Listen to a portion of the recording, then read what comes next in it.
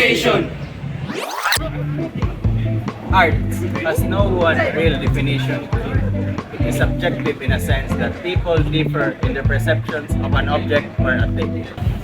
Some people may consider an object as beautiful or meaningful, while others may consider it as ugly or mean. Through art, a man learns to love and help each other. And as Plato once stated, arts is that which brings life in harmony in the world. With its diverse forms and expressions, it serves as a powerful medium for fostering empathy, understanding, and unity among individuals. The germs of visual arts go from a simple code to a fragile medium such as glass. These are the materials which are used by an architect to interpret his thought or feelings.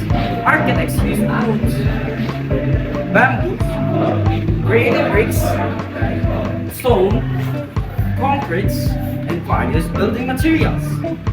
Painters use pigments on woods or canvas to recreate the reality of nature, while musicians uses an instrument to produce and communicate with a message, and a literary writer uses words. Proper arrangement and combination of various art elements such as light, color, shape, volume, intensity, perspective, space, and texture are essential in creating beautiful and visually appealing works of art.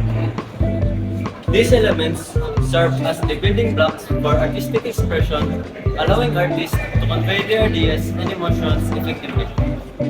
The principle of art and design, including harmony, rhythm, balance, emphasis, and proportion, to provide the foundation for the creative process. Music comes in a various types and styles, from traditional rock music to world pop, for easily listening and bluegrass. It's a type suite that feels the sweets, echoing with the diverse range of sounds, from gentle lullabies and soulful making melodies to pulsating beats. Recognizing and honoring the cultural heritage and tradition within music is crucial. Appreciate the diversity of the present and preserve the historical roots that shape our musical journey.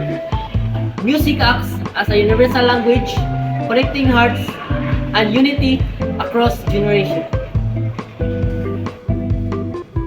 The diverse art forms of Muslim Mindanao and the Cordillera region showcase the rich cultural heritage of these areas. From the intricate weaving techniques to the masterful wood crafts, to the creation of unique weaponry, to the composition of captivating music. The rhythmic beats of drums and the soothing whispers of flute create a tapestry of music that transcends the boundaries of time. These art forms serves a testament to the enduring spirits of the people, passing down from generation to generation. Art.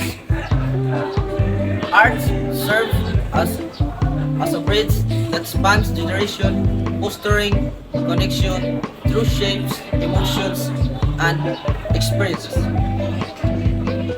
It transcends barriers, communicating in a universal language that resonates deeply.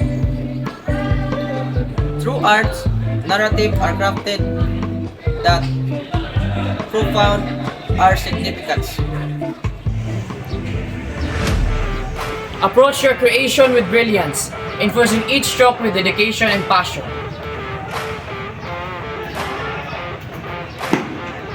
Art Creators, signing off!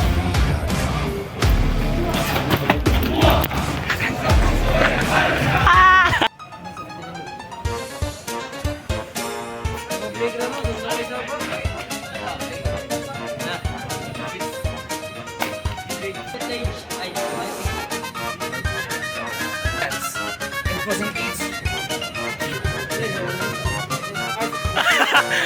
Di ba? Practice.